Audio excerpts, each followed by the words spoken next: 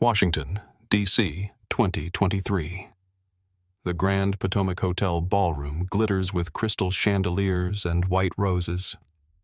300 guests in designer suits watch as Elliot Ross, 35, wealth carved into his confident posture, kisses his bride beneath an arch of orchids.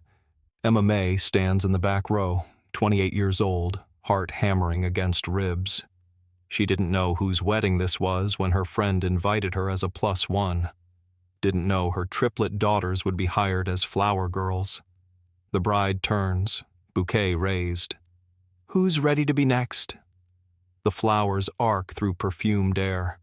Emma's hands catch them reflexively. 3 small voices erupt from the front. Mommy caught it! Lily, Rose, and Grace, 4 years old in matching pink dresses, run toward their mother, curly hair bouncing, faces bright with joy. Then Lily stops, points at the groom with a tiny finger. Mommy, that's Daddy, from your pictures. The ballroom freezes.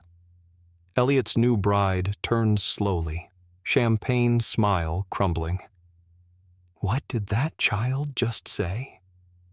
If you've ever had your past explode into your present when you thought you'd buried it forever, stay with us, because some truths refuse to stay hidden, and your presence here gives voice to every person who survived what came next. Where in the world are you watching from? Drop a comment. The bouquet hits marble floor. White petals scatter like shrapnel. Washington, D.C., 2018. The National Cathedral rises against autumn sky, gothic and eternal. Emma stands at the altar in a second-hand wedding dress, white lace that cost 3 months' salary from her teaching job. 23 years old, 3 months pregnant, hand resting protectively on her still flat stomach.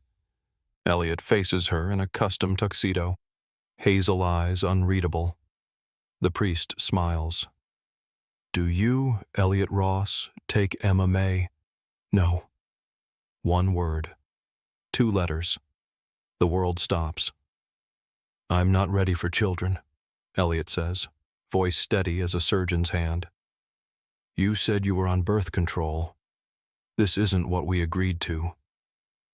Gasps ripple through 200 guests. Emma's mother stands, fury and heartbreak warring on her face.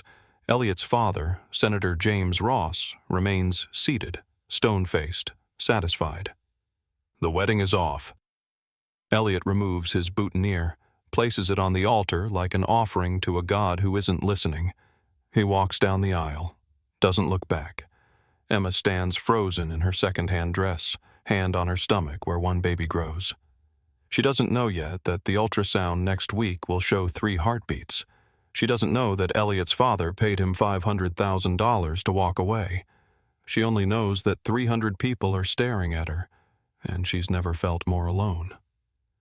What does a woman do when her future dies in front of everyone she's ever known? 4 years pass like decades. Emma's studio apartment in Northeast D.C. 1 bedroom, 3 cribs crammed together, walls thin enough to hear neighbors fighting. She teaches 2nd grade at Anacostia Elementary, makes $42,000 a year, spends $18,000 on daycare. The math never works. Lily wakes first every morning, serious and watchful. Rose follows, always laughing, finding joy in toast shapes and sunlight through dirty windows. Grace cries easily, feels everything deeply, requires extra hugs. 3 daughters, 3 personalities. 3 reasons Emma works until exhaustion becomes her permanent state. Mommy, why don't we have a daddy? Rose asks over breakfast, the 100th time she's asked. The 100th time, Emma's heart breaks. Some families are different, baby. We have each other. Emma's friend Janelle calls that evening. My cousin's getting married Saturday. Fancy hotel, open bar. Come as my +1. Bring the girls, they need flower girls. Emma hesitates. Weddings feel like revisiting crime scenes. It'll be good for you, Janelle presses. When's the last time you went anywhere nice? Emma looks around her cramped apartment. Toys scattered, laundry piled, bills on the counter marked final notice in red. Okay, She whispers. She doesn't ask the groom's name. She has no idea Elliot Ross is marrying Senator Catherine Whitmore's daughter.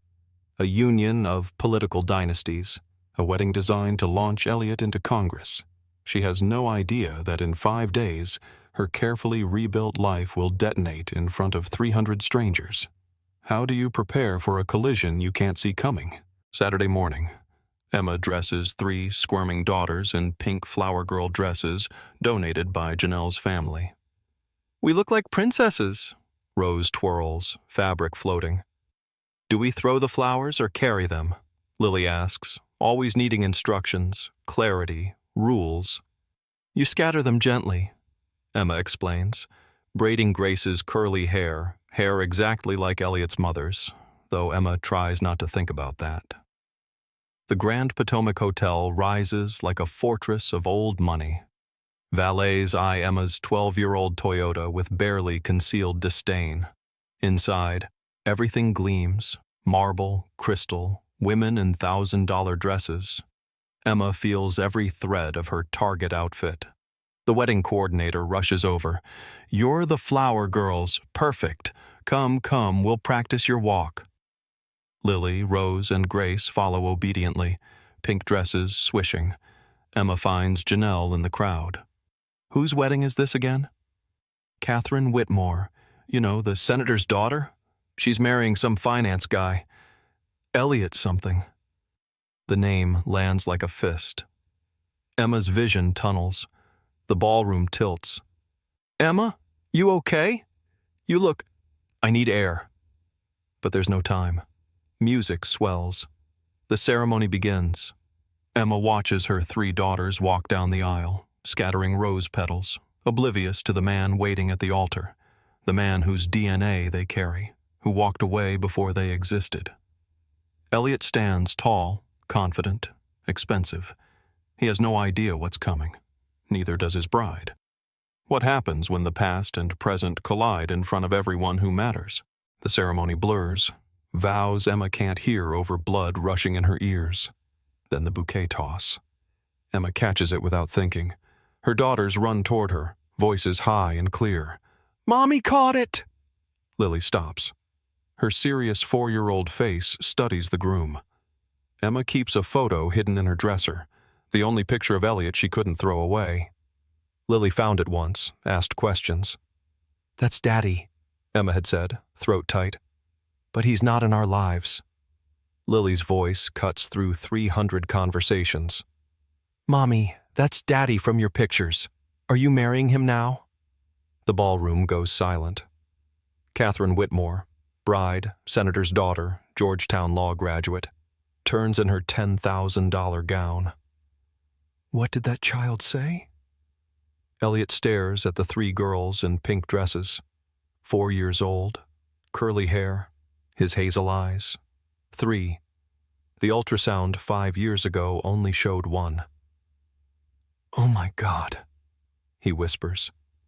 Catherine's grip on her bouquet tightens until stems crack. Elliot, who are these children?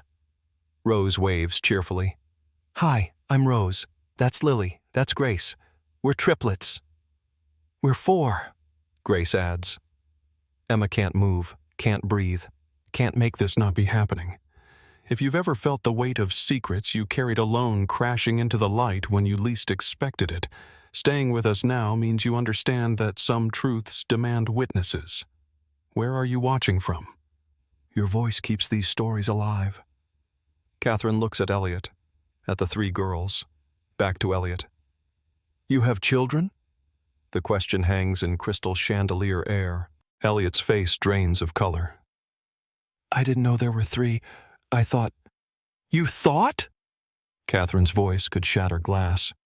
You have children and you thought? Senator Whitmore stands, 60 years of political power in her posture. Catherine, Elliot, we need to... Don't! Catherine rips off her veil. Don't you dare tell me to be calm. Emma finally moves, pushing through frozen guests toward her daughters. Girls, come here, now. But Lily won't move. 4 years old and already too smart. Are you our daddy? Mommy cries sometimes. She says our daddy chose not to stay. Elliot kneels, expensive suit touching hotel carpet. Reaches toward Lily. She steps back. Don't touch them, Emma says, voice low and dangerous. Don't you dare. Elliot looks up at her, really sees her for the first time in 5 years. Emma, I didn't know. You never told me there were. You walked away. Emma's control shatters. You stood at that altar, looked at me pregnant, and chose money over us. Money? Catherine's voice cracks. What money? Senator Ross, Elliot's father, stands slowly. 65, silver-haired, calculating. This is a private family matter. Your son took $500,000 to abandon me pregnant. Emma says clearly, loudly. Your family paid him to walk away from our wedding, from our child, from what became our children. 300 guests pull out phones. This will be viral by nightfall. Catherine looks at Elliot. Tell me she's lying. Elliot can't speak. His silence is confession. Catherine throws her bouquet at his chest. Diamond ring follows. 4 carats. Flawless. Meaningless. What's the price of a man who sells his own children? Chaos erupts. Bridesmaids rush to Catherine, who's laughing and crying and screaming. Groomsmen back away from Elliot like he's contagious. Emma scoops up Grace, who's started crying. Lily and Rose press against her legs. We're leaving, Emma says. Elliot grabs her arm. Please, let me explain. Explain what? That you took money to abandon us? That you had 3 daughters and never once wondered if I was okay? If the babies, were healthy? I was scared. I was 29 and scared, and my father said I was 23 and terrified and pregnant with triplets. Emma's voice could cut steel. I didn't have the luxury of being scared. I had to survive. Senator Ross approaches, face carved from granite. This is a setup. You brought those children here to extort. I didn't know, Emma shouts. I didn't know whose wedding this was. I came as a favor to my friend. Janelle pushes through the crowd. It's true. I invited her. I didn't make the connection.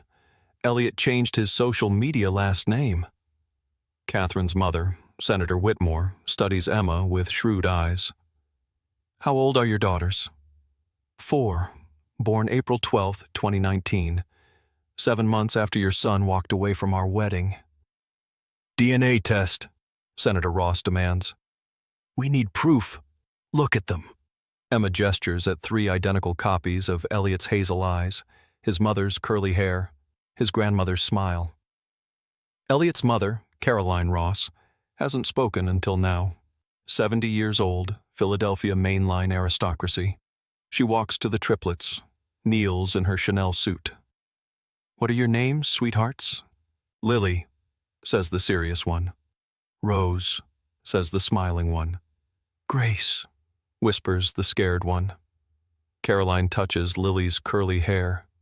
Tears fall. My mother's hair. My son's eyes. My granddaughter's. She looks at Elliot with something worse than anger, disappointment. How could you? What's heavier, guilt or 3 daughters who don't know you? Emma carries Grace, holds Lily and Rose's hands, walks toward the exit through a gauntlet of phones recording everything. Elliot follows. Emma, wait, please. I wanna... To what? Be their father now?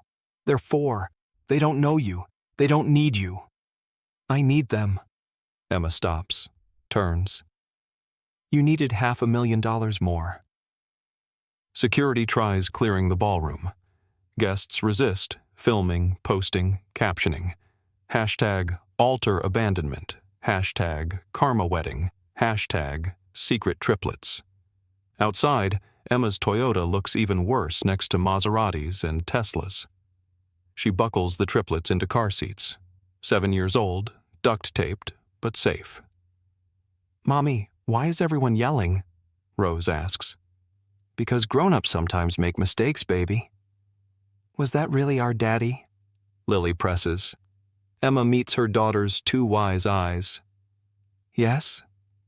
Why doesn't he live with us? Because he chose something else a long time ago. Emma drives away from the Grand Potomac Hotel. In her rearview mirror, Elliot standing alone, still in his wedding tuxedo, surrounded by chaos he created. Her phone explodes with notifications. Texts from numbers she doesn't know. I saw the video. Are you okay? You're a hero. Sue him for child support. Make him pay. Emma. Silences her phone. That night, after the triplets sleep, she sits at her kitchen table and finally cries. Not sad tears, angry tears. She survived 5 years alone, built a life, raised 3 daughters who are kind and smart and loved.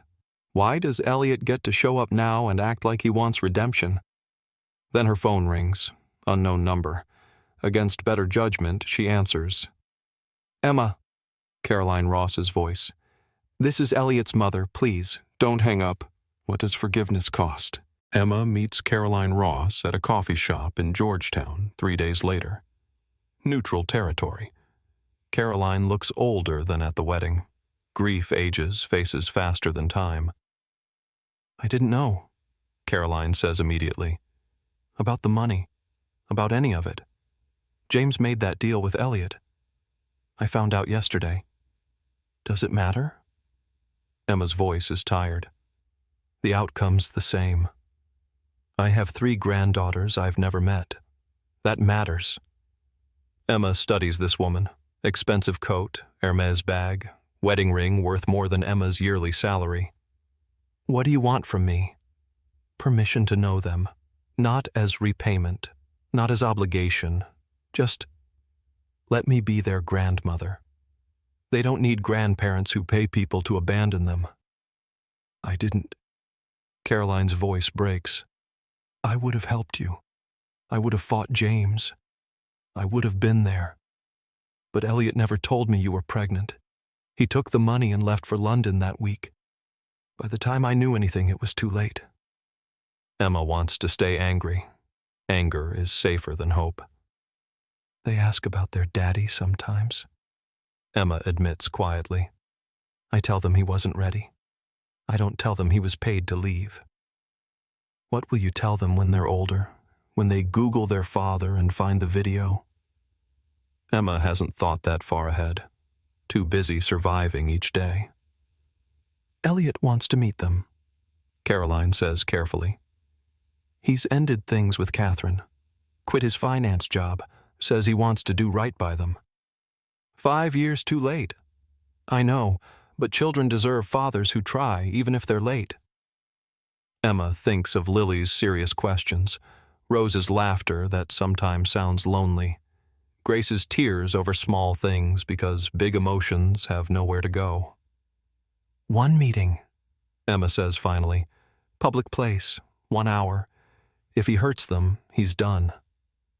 What do you risk when you let someone back in? Saturday. Congressional Cemetery. Open space, historic, public. Emma chose it deliberately. Witness trees, witness stones. Elliot arrives exactly on time. Jeans, plain shirt, none of the polish from the wedding. Lily, Rose, and Grace hide behind Emma's legs. Elliot kneels, eye level with his daughters. Hi, I'm Elliot. I'm your dad. Why weren't you there before? Lily asks. Always direct. Elliot doesn't lie. Because I was scared and selfish. I made the worst choice of my life. Mommy says you chose something else. Rose tilts her head. I chose wrong, and I'm sorry. I know sorry doesn't fix anything. Grace, the emotional one, studies him carefully. Do you want to fix it now? More than anything. The hour passes slowly. Elliot reads them a book he brought, answers Lily's interrogation about where he lives, what he does, why he never called. Rose warms up, shows him her favorite playground. Grace watches, silent, deciding. When the hour ends, Emma stands. Time to go. Rose hugs Elliot's leg, brief, impulsive. Elliot's eyes fill with tears. That night, Caroline visits Emma's apartment for the first time, sees the cramped space, the donated furniture, the 3 beds in one small room. She writes a check, $50,000. Child support, Caroline says. Backdated, more coming monthly. Emma stares at numbers she's never seen. I didn't ask. You shouldn't have to ask.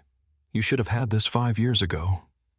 6 months later, Elliot shows up every Saturday, reads books, plays at parks, learns his daughter's favorite colors, purple, yellow, pink, foods, mac and cheese, chicken nuggets, grapes, fears, thunderstorms, darkness, being left behind. He can't undo the past, but he shows up for the present. If this story reminded you that second chances aren't given, they're earned one day at a time, then you understand why sharing these truths matters. Your voice in the comments, your presence here, that's how we honor every person who rebuilt their life from broken promises. One last time, where are you watching from? Emma doesn't love Elliot again. That door closed. But she respects his effort. And 3 daughters have a father who's learning, finally, what it means to stay. Not the ending anyone imagined, but the one they're building together.